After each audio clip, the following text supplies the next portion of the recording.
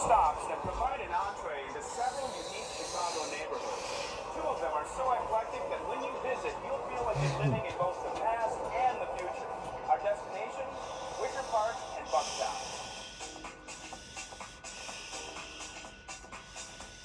It's mod mixed with nostalgic.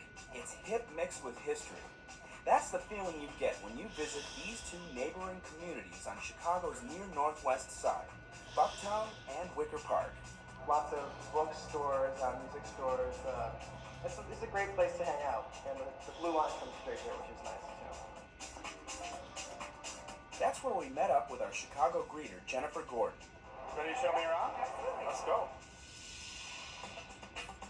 So Jennifer, what makes Wicker Park and Bucktown such great destinations? It's a great destination, like a lot of neighborhoods in Chicago. It's really rich in history. It really has a diverse history.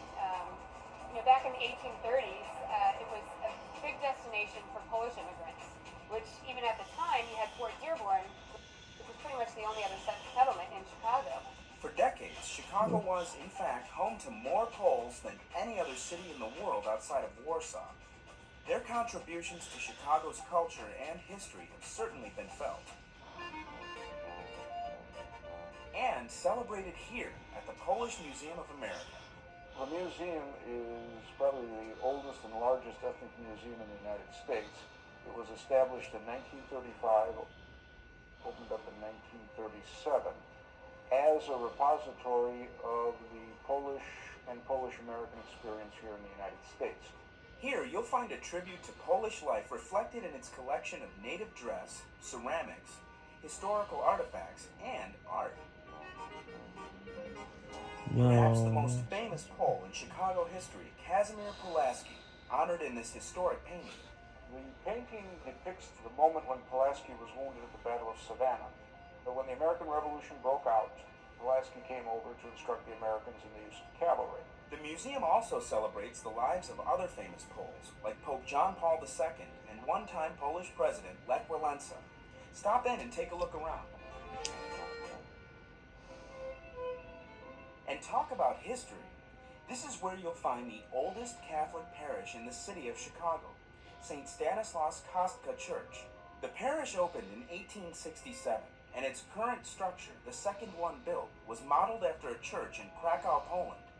By 1897, St. Stanislaus Kostka was the largest parish in the country, if not the world.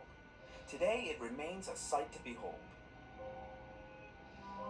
The history of Wicker Park and Bucktown doesn't end there. Like so many Chicago neighborhoods, they've gone through many transformations. Throughout the early 1900s, you had a lot of Poles and Germans and Scandinavians. After that, you had a lot of Puerto Ricans, other Hispanic communities as well, and now you have a very hip, happening neighborhood. Very hip, very happening, and very popular. There's countless bars and live music venues. In fact, one famous band, the Smashing Pumpkins, got its start right here at the Double Door. If you're an artist, this community is your canvas. Artists have lived and worked in Wicker Park and Bucktown for decades. The famous Flatiron Building at the corner of Milwaukee, North Avenue, and Damon is home to many of them. The funny thing about Wicker Park and Bucktown is that being an artist really doesn't mean much in Wicker Park and Bucktown because it seems like everyone is an artist. Don Lambert was the artist in residence for this year's Around the Coyote Arts Festival, which takes place each year in September. For him, there's no better place for an artist to be. You need to have a place for dialogue. So if you don't have like a community that's specifically full of artists or full of musicians, it's very difficult for for the individuals to thrive. That's one of the things I really appreciate about this neighborhood as opposed to other places I live.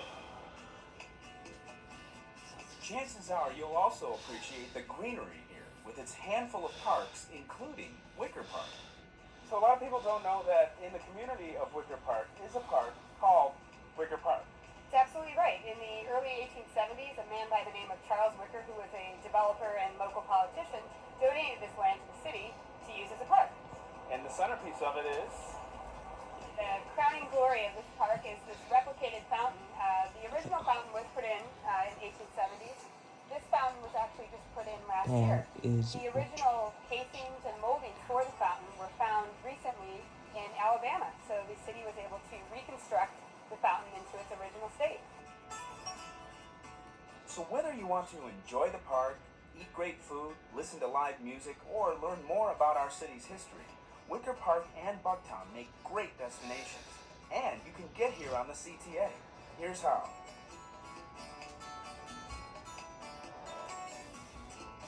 Nine Ashland. 49 Western. S49 Western Express. 70 Division. Highway 3 Armitage. Highway 56 Milwaukee. 74 Fullerton. Blue Line. Remember, you can explore Chicagoland on the CTA.